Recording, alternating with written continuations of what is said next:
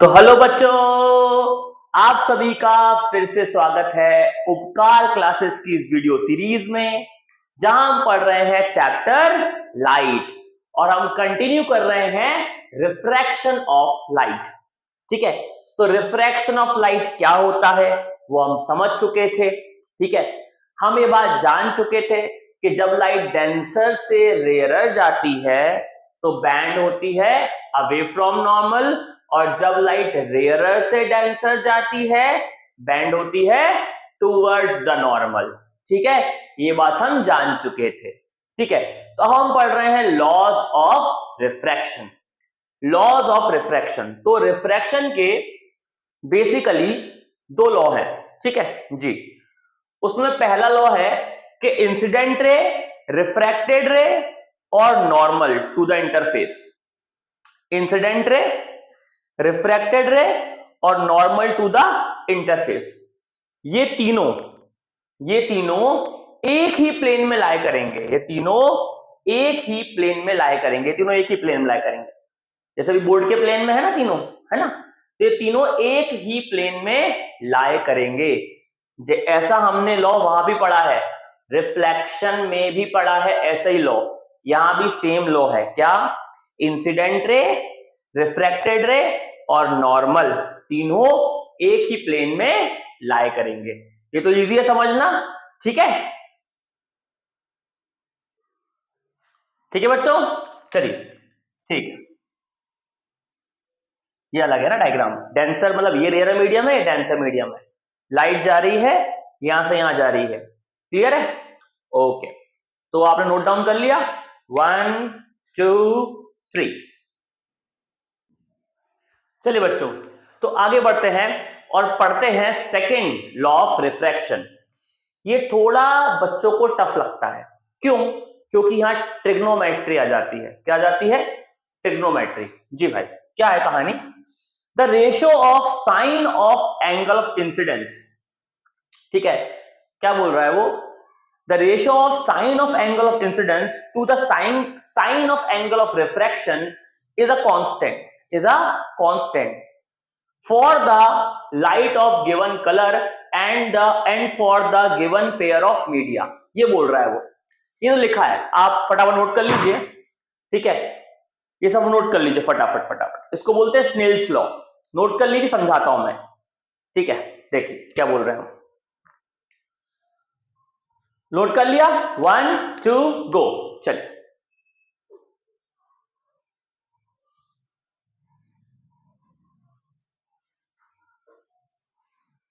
क्या हो रहा है बच्चों, सुनो।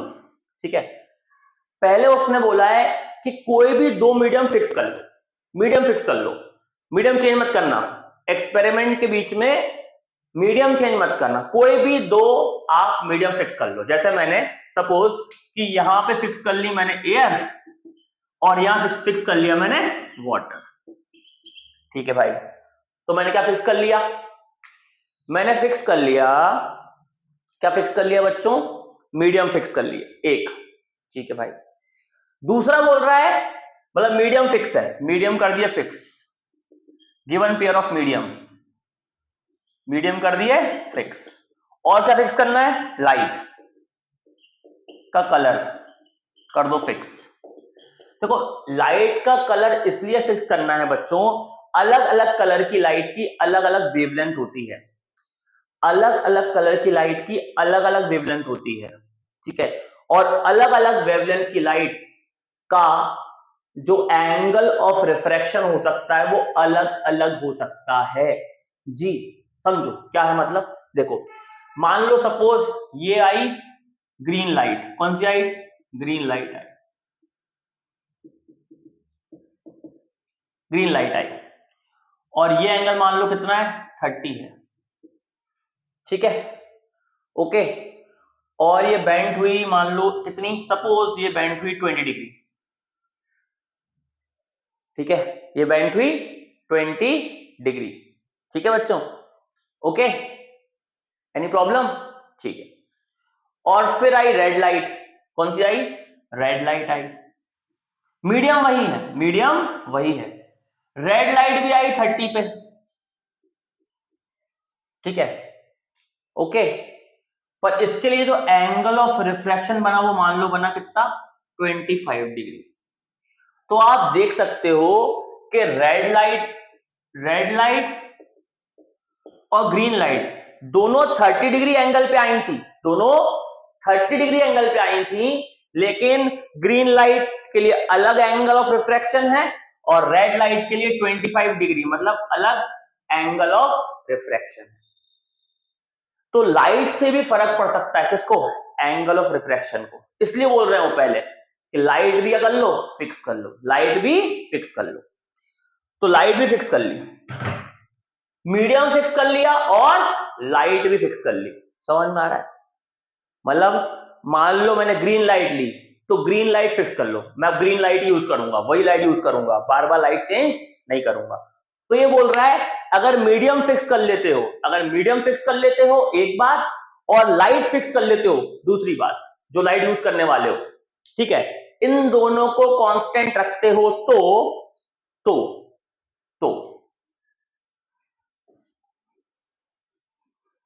देखो अब करना क्या है हमें,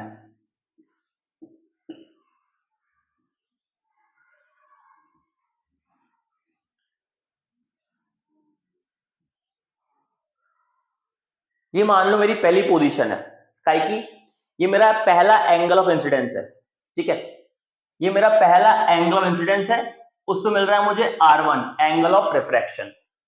मतलब मैंने लाइट को, कौन सी लाइट को, ग्रीन लाइट को मान लो, लाइट फिक्स कर दी है, मीडियम फिक्स कर दिया है, ठीक है, और मैंने ग्रीन लाइट को भेजा, ग्रीन लाइट को भेजा, ठीक है भाई।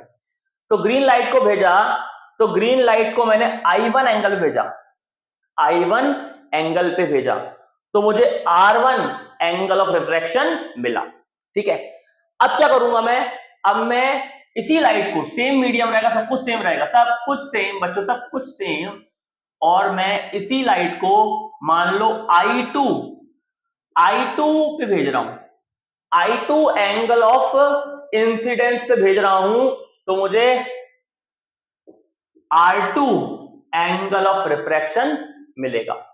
मतलब बेसिकली मैं चेंज क्या कर रहा हूं, मैं चेंज कर रहा हूं एंगल ऑफ इंसिडेंस।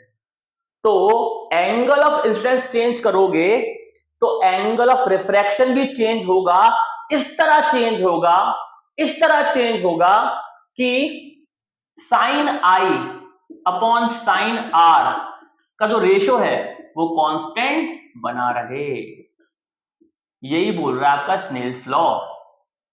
क्या बोल रहा है कि एंगल ऑफ इंसिडेंस चेंज करोगे तो एंगल ऑफ रिफ्रैक्शन भी चेंज होगा, इस तरह चेंज होगा कि sine of angle I, sine of angle of incidence upon sine of angle of refraction का रेशियो क्या बना रहे, कांस्टेंट। अब सर साइन क्या होता है, कई लोगों ने ट्रिग्नोमेट्री नहीं पढ़ी है इसलिए साइन समझ में नहीं आता है। साइन होता क्या है, साइन एक ट्रिग्नोमेट्रिक रेशियो है, कुल मिला के 6 ट्रिग्नोमेट्रिक रेशियो है आपके पास, sine, cos, tan, sec, cosec, cot, ठीक है। ये आपको पढ़ना है चैप्टर ट्रिग्नोमेट्री में, ठीक है, तो वहां आप पढ़ लोगे, ठीक है। और साइन किसी एंगल का निकलता है, कॉस किसी एंगल का निकलता है, क्या होता है वहां मैथ्स में पढ़ेंगे, ठीक है, ओके जी। पर साइन ऑफ एंगल आई और साइन ऑफ एंगल आर का रेशियो क्या रहेगा, कांस्टेंट रहेगा। मतलब स्नेल्स लॉ ये बोल रहा है कि अगर लाइट फिक्स कर दी जाए और मीडियम फिक्स कर दी जाए, मीडियम फिक्स कर दी जाए और लाइट फिक्स कर दी जाए, इन दोनों को फिक्स करके एंगल ऑफ इंसिडेंस को चेंज किया जाए, एंगल ऑफ इंसिडेंस को चेंज किया जाए, तो एंगल ऑफ रिफ्रैक्शन भी चेंज होगा, इस तरह चेंज होगा कि साइन आई बटा साइन आर का रेशियो क्या बना रहा है, कांस्टेंट बना रहा है। इसका मतलब यह है बच्चों कि sign I1 upon sine R1 की जो वैल्यू आएगी वही sign I2 upon sine R2 की वैल्यू आएगी, सेम आएगी। इन दोनों का रेशियो क्या रहेगा, कांस्टेंट। I1 से I2 किया एंगल, तो R1 से R2 हो गया रिफ्रैक्शन वाला एंगल। इन दोनों का ratio sine I1 by sine R1, sine I2 by sine R2, sine I3 by sine I3 by sine R3, ये रेशो क्या बना रहेगा? कांस्टेंट।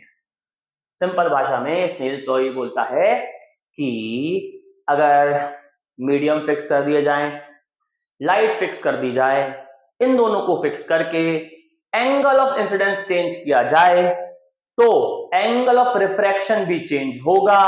इस तरह चेंज होगा कि sine I by sine R का रेशियो क्या बना रहे? कांस्टेंट बना रहे। इसी को बोलते हैं बच्चों स्नेल्स लॉ। और अगर आप थोड़ी ट्रिग्नोमेट्री पढ़ चुके हो तो फिर आपको ये बेटर समझ में आएगा, ठीक है। अगर ट्रिग्नोमेट्री नहीं भी आती तो कोई दिक्कत की बात नहीं है, कुछ टाइम बाद ये क्लियर हो जाएगा, ठीक है। ओके बच्चों, आगे बढ़े।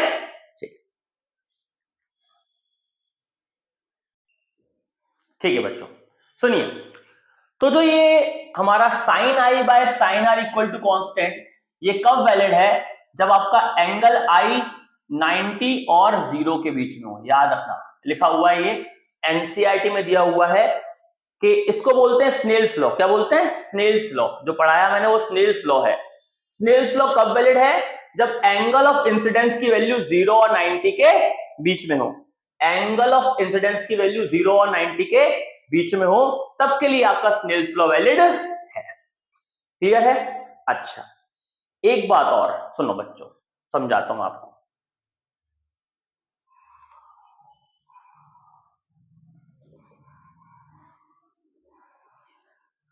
देखो, ये पहला मीडियम है, इसका रिफ्रैक्टिव इंडेक्स हम बोलते हैं n1।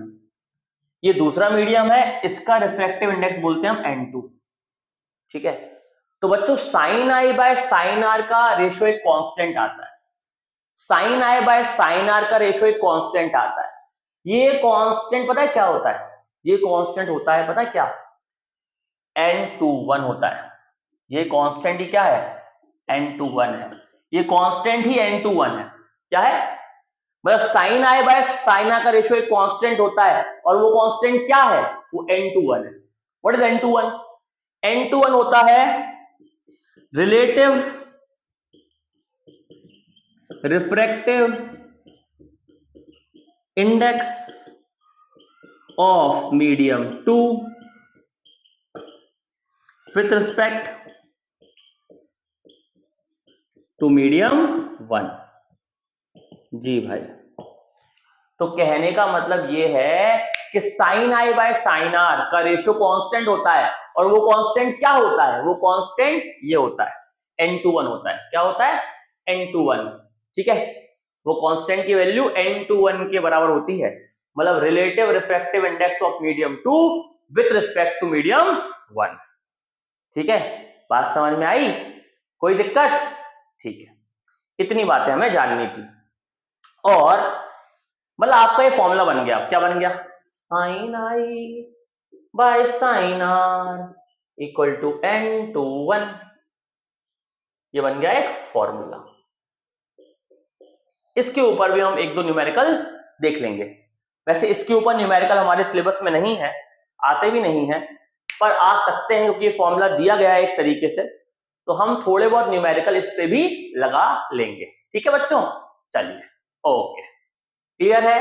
तो मैंने यहां खत्म किया आपका लॉज ऑफ रिफ्रैक्शन, ठीक है। अच्छा, इसके बाद एक छोटा सा टॉपिक और है, वो भी पढ़ लेते हैं फटाफट फटाफट, है ना। चलिए,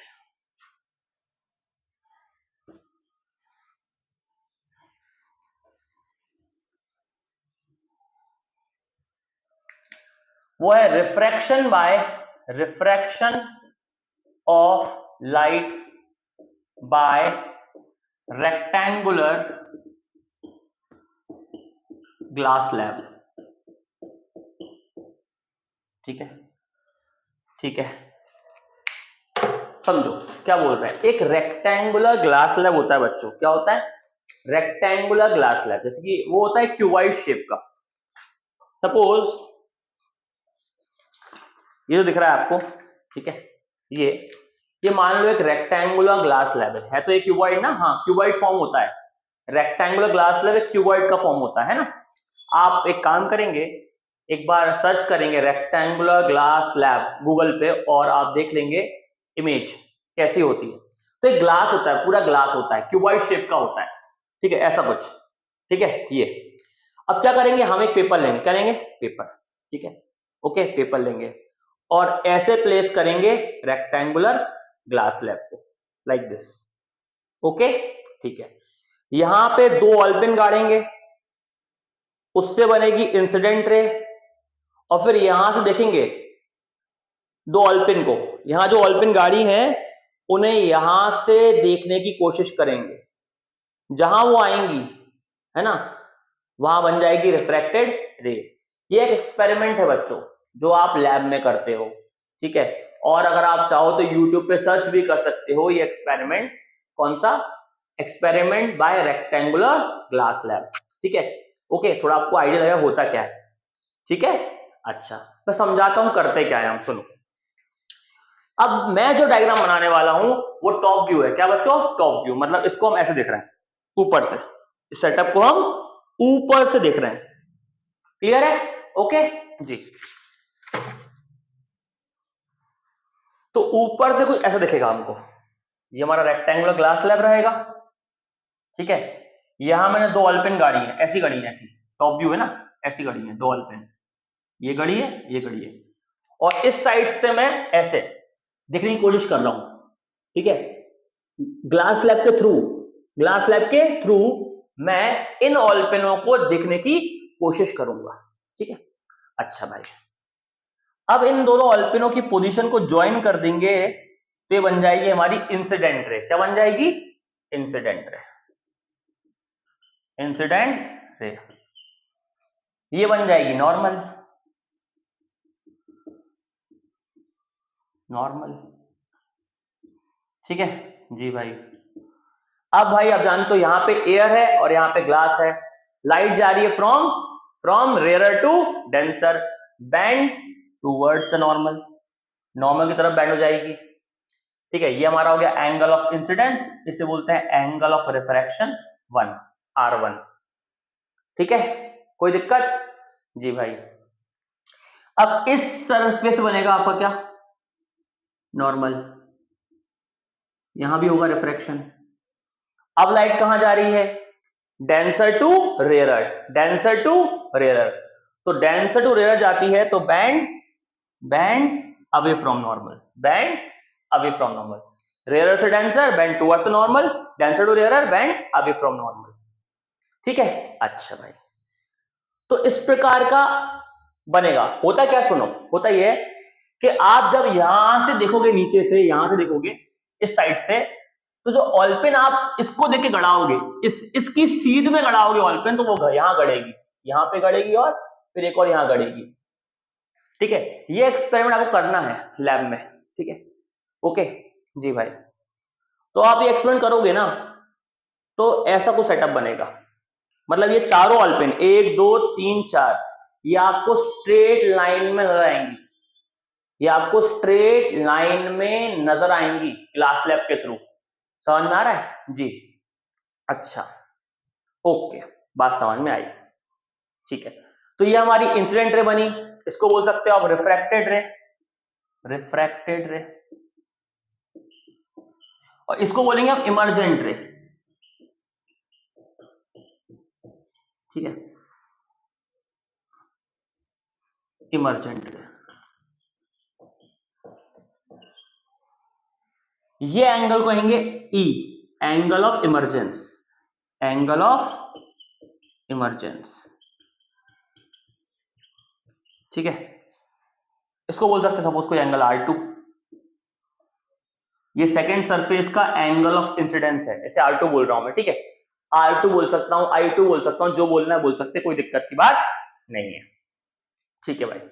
तो हो क्या रहा है, बेसिकली कहानी ये चल रही है कि अगर मान लो कोई रेक्टेंगुलर ग्लास स्लैब है, उस पर लाइट आई, तो पहले कहां बैंड हुई, टुवर्ड्स नॉर्मल, फिर बैंड हुई अवे फ्रॉम नॉर्मल, ठीक है साहब, हुई। मूल इफेक्ट क्या निकला, मूल इफेक्ट क्या निकला, देखो सुनो, ये लाइट पहले अगर ग्लास स्लैब नहीं होता तो लाइट ऐसी जा रही थी, कैसी, ऐसी, अगर ग्लास स्लैब नहीं होता तो लाइट ऐसी जा रही थी, ग्लास स्लैब ने क्या कर दिया, ग्लास स्लैब ने लाइट को यहां कर दिया, शिफ्ट कर दिया, क्या कर दिया, शिफ्ट कर दिया, मतलब यहां जाती हुई लाइन को पैरेलल शिफ्ट कर दिया है, यहां जाती हुई रे को, यहां जाती हुई लाइट को उसने पैरेलल शिफ्ट कर दिया है। क्या कर दिया है? पैरेलल शिफ्ट कर दिया है। यही मूल इफेक्ट निकला किसका? ग्लास स्लैब का। ठीक है, और इसको बोलते हैं हम लेटरल डिस्प्लेसमेंट।